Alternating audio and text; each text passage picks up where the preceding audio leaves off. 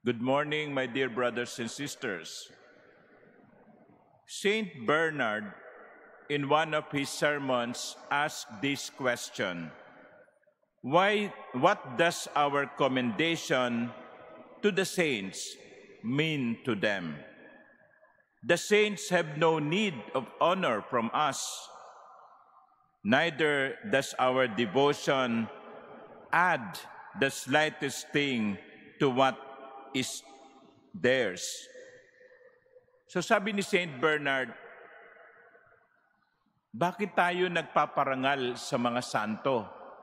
Tulad ngayon, ipinagdiriwang natin ang kapistahan ng lahat ng mga banal. Tanong ni Saint Bernardo, why? Bakit? May maidadagdag ba ang pagpaparangal natin sa tinatamasa nilang pagpaparangal mula sa Diyos? May maidadagdag ba ang ating mga panalangin sa kabanalan na kanilang tinatamasa at gantimpalang nasa kanila na? Para kay San Bernardo, sabi niya, clearly, if we venerate their memory, it serves us, not them. Sabi ni San Bernardo, kung ginagawa man natin ang pagpaparangal sa mga santo at santa, ito'y hindi para sa kanila, kundi ito'y para sa atin. At ano ang itinuturo ng mga santo at santa sa atin? If what we are doing in honoring the saints mean much more to us than to them, then the question is, what do the saints teach us? Number one, the saints remind us of our true home. Sila'y nasa langit na.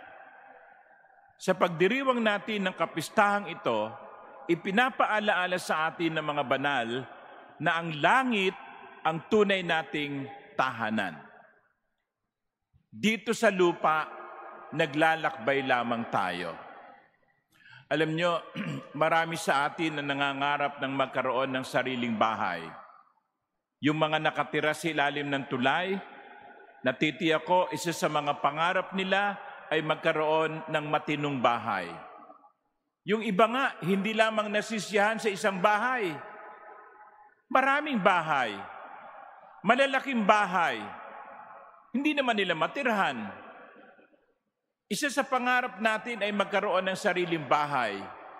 Pero mga minamahal kong kapatid, paalaala sa atin ng mga banal, paalaala sa atin ng mga santo, ang tunay nating bahay ay hindi dito sa lupa.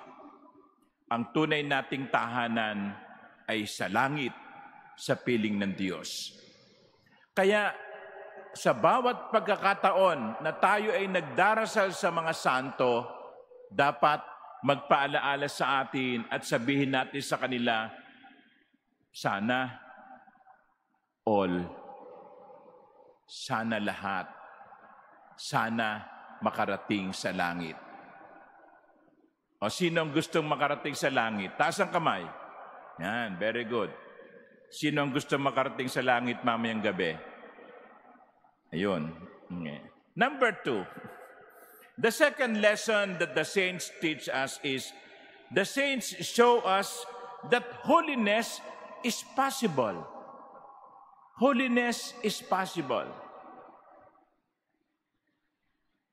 Sabi ko kanina sa introduction, ang ipinagdiriwang natin mga santo at santa ay hindi lamang yung deklaradong santo at santa ng simbahan. Hindi lamang sila Saint Joseph, ang Blessed Mother, hindi lamang si Saint Teresa of the Child Jesus, hindi lamang si Saint Francis, hindi lamang si Saint Carlo Acutis. Ang pinagdiriwang nating mga banal ay maaaring yung nanay ninyo na noong buhay pa dito sa lupa ay isang mabuting tao. O kaya yung tatay nyo, o kaya yung anak nyo, o asawa nyo, yung kaibigan nyo, na sa gitna ng paghihirap, dala ng cancer ay nanatiling nakakapit sa Diyos, hindi nagrereklamo, hindi nagagalit, hindi sumasama ang loob. Malaya at buong puso niyang tinanggap ang kanyang karamdaman. Yon ang ipinagdiriwang natin. Now, what does this teach us? That holiness is possible to everyone. Hindi lamang si Pope Leo ang pwedeng maging santo. Hindi lamang si Cardinal Advincula ang pwedeng maging santo. Hindi lamang mga madre ang pwedeng maging santo. At hindi lamang ako ang pwedeng maging santo. Ang bawat isa sa atin ay pwedeng maging banal. Kaya nga, kung nagawa nilang magpakabanal, magagawa din nating magpakabanal sa tulong ng biyaya ng Diyos. So this is the second lesson that the saints teach us. They show us that holiness is possible. And finally, the saints teach us that the path to true happiness is the gospel beatitude. Narinig natin ang Ebanghelyo. Sabi ng Panginoon sa Ebanghelyo, pinagpala ang mga dukha, pinagpala ang mga nalulungkot, pinagpala ang mga maawain, pinagpala ang gumagawa ng pakikipagkasundo. Blessed are those, blessed are those, blessed are those. You know, why did the Lord teach this? Because He is giving us the key to happiness. Gusto mong maging masaya? Ito ang susi sa tunay na kaligayahan. Ang mga banal ay masaya sa langit, sapagkat dito pa lamang sa lupa, ay natuklasan na nila kung paano maging tunay na maligaya. You want to be happy? It cannot be found in accumulation of wealth. Imagine mo, yung isang bahay ng kongresista, punong-puno ng pera, bilyon-bilyong cash ang nasa bahay, bumili ng bahay para lamang may mapaglagyan ng pera, o nasan siya ngayon? Ang kaligayahan ay hindi lamang matatagpuan sa mga material na pagpapala. Ang tunay na kaligayahan ay matatagpuan sa Diyos. You may have everything, but if you don't have God, you have nothing. The saints teach us that our real home is heaven.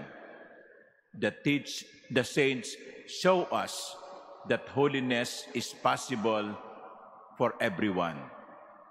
And the saints teach us that the path to true happiness is by Beatitudes. Amen.